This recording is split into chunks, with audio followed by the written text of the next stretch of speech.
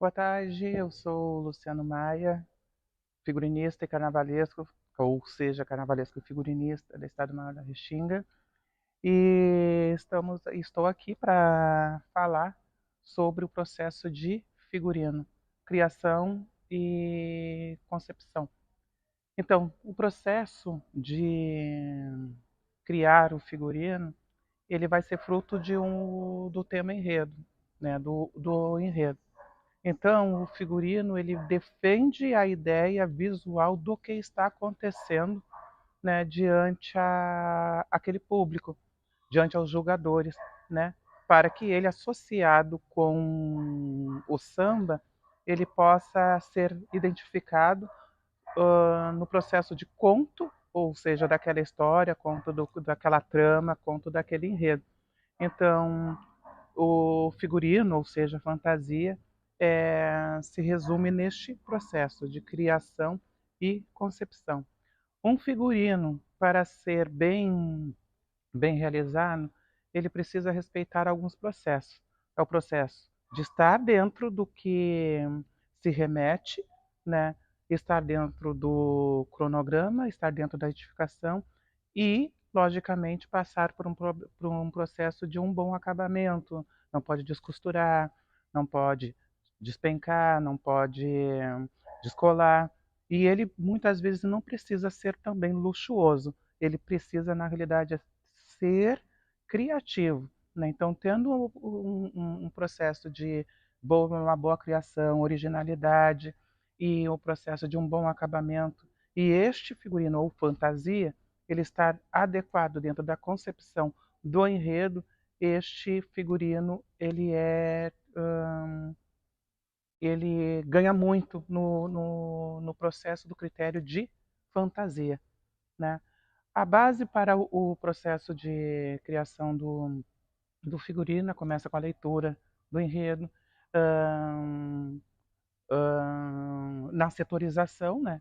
Nos tópicos, eu defendo os carros como os tópicos do enredo, e os figurinos terão este segmento. Claro que alguns figurinos vão requerer um pouco mais de atenção, embora todos precisem de atenção, mas principalmente de casal de mestre-sala porta-bandeira, estandarte, casais de passista, comissão de frente, alguns destaques.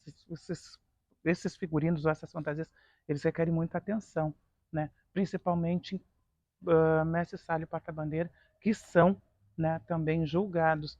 Né? Claro que a adequação do processo de figurino deles vai estar justamente no processo de mestre-sala e porta-bandeira, porque eles são julgados separados.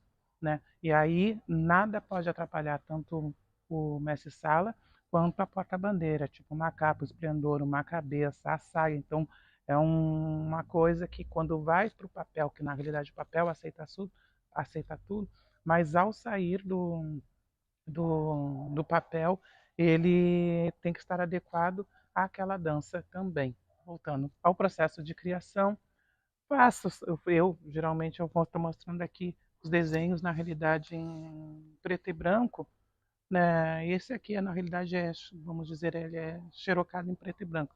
Mas é assim, por exemplo, um exemplo de que um processo de criação se começa, né, de figurino.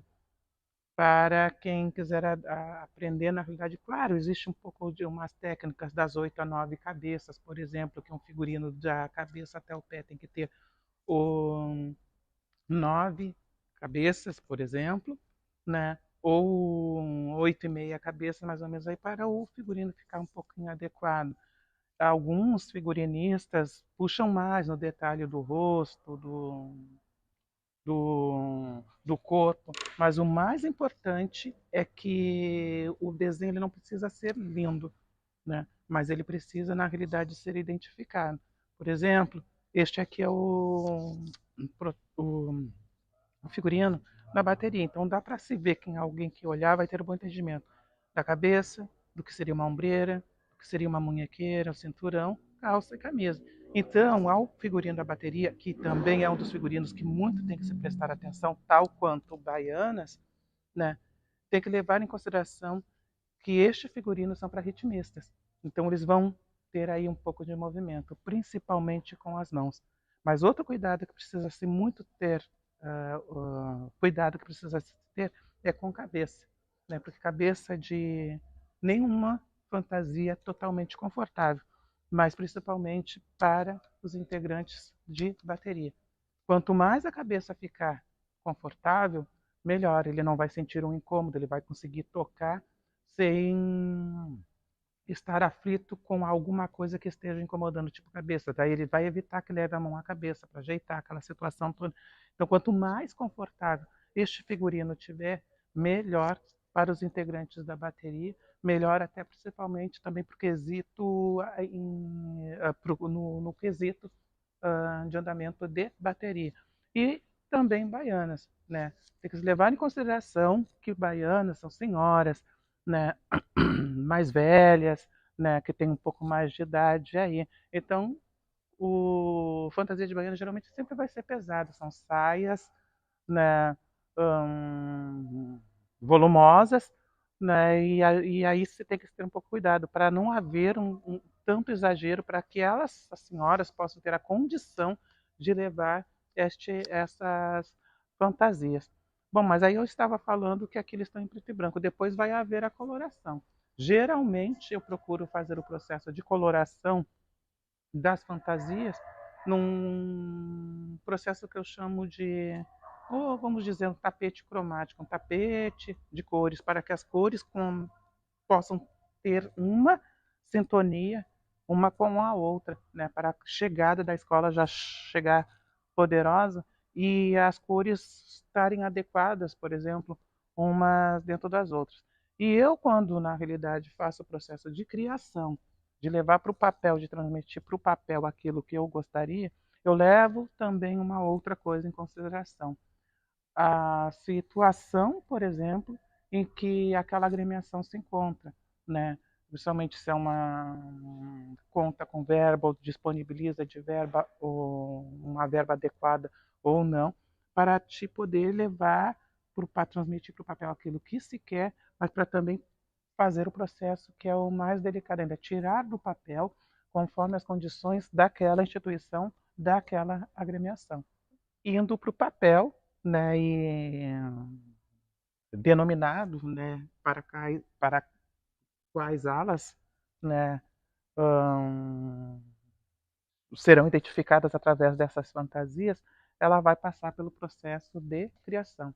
É feito um protótipo, né, ou seja, uma peça piloto de cada fantasia, cabeça, costeiro, né, e as partes de costura para as costureiras. Aí passa-se pelo processo de execução, de produzir aquela fantasia, faz o primeiro protótipo, ver se ficou tudo bem, ver se precisa de algumas alterações ou modificações, né, ou tirar ou pôr algo mais, né? E aí, a partir do momento deste processo de criação da peça piloto ou do protótipo, aí vem o segmento de fazer tantas mais fantasias necessárias para cada ala. Isso em questão de alas. Fora o processo de criação e execução de fantasias de destaques, comissão de frentes e alguns destaques um pouco mais acentuados, como de alegorias, de composições também, né? Tudo é este processo, né? Mas a questão do figurino é o ponto também que eu digo para um desfile de escola de samba fundamental, né? Para o espetáculo visual. Em questão de figurino e fantasia, é isso. Mas, dentro da agremiação, eu tenho procurado exercer, que é de longa data, que faz meu trabalho, o processo de poder fazer com que dentro das fantasias eu consiga também sempre agregar materiais recicláveis, né? Uma porque eu gosto mesmo, me identifico muito, e me transmite a sensação de fazer um trabalho com originalidade, sem contar que daí também acaba viabilizando o processo com muito mais criatividade na realidade, e até para a questão da cadeia produtiva também. Voltando ao processo ainda de figurino e de fantasia, ou seja, figurino ou fantasia, né, passamos pela parte do processo de pôr ele no papel, né, conforme o enredo ou o tema pede, né, respeitando principalmente o que o tema está pedindo para aquele espetáculo visual, né, que será apresentado, vem o processo de coloração, passa pela outra parte que é a costura, né? A costura, enfim, feita, e a adereçagem e finalização.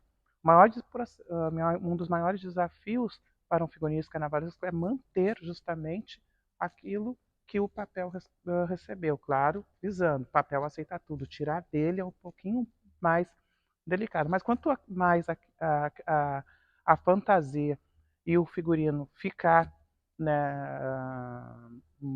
como está no papel, e se do papel sair para melhor, mesmo com algumas alterações, vai lembrar o que estava lá na proposta do figurinista ou do carnavalesco, né? Então, quanto mais ela se apresentar, mais ela vai ter uma leitura. Pode não ser uma fantasia considerada, de repente, para alguns, uma fantasia luxuosa, mas é uma fantasia que está adequada para a leitura, né? Por exemplo, o nome dessa fantasia seria o Poder da Alteza Real. Mas aonde a gente vai identificar a Alteza Real? Na coroa, né? Seria o Poder da Alteza Real na nossa nação brasileira, o momento da nossa monarquia, o poder de Dom Pedro I, Dom Pedro II. Então, essas coisas, né, essas identificações, tu vai conseguir ver dentro da questão do figurino. A coroa, as estrelas, as cores remetidas também dentro da bandeira do Império, que algumas também, que é uma das cores que estão na Restinga, que é o vermelho, que é o verde, cores da bandeira do Brasil, as ombreiras, as estrelas. Então, tu vai ver como é que está identificado, com mais também uma das principais coisas, defesa da fantasia, né? Justamente para jurados, para não haver alguma coisa, para ninguém ficar com dúvidas, sempre acompanhado da fantasia que está sendo, né, vista em avenida, e ela é julgada, né, pelos jurados ao processo também de defender aquela fantasia. A fantasia tem isso, ela representa tal coisa, as baianas estão dentro desse sentido. Então pode ver que é uma fantasia, né, devido, né, a nossa, muitas vezes, falta de material aqui no Sul, devido às condições da escola, né, ou das instituições, com materiais um pouco mais de fácil acesso para nós aqui. Né? Eu digo nós aqui porque né, nós figurinistas, nós carnavalescos. Então tem filó, tem fita de cetim, CDs, né? Trabalhar com processo de material reciclável, por exemplo, coisas que eram de uma outra alegoria já viraram esses paninhos em espirais, né? Essas organzas aqui em espirais, pastilhas, né? Enfim, e a escola vai ganhando este processo. Um pano de costa que visualmente, quando se vê essa fantasia, vê uma, mas quando vê 10 juntas, já te dá uma outra coisa, te dá um certo tipo de imponência. Né? Então, esse aqui é o processo de concepção e de criação daquilo que estava no papel.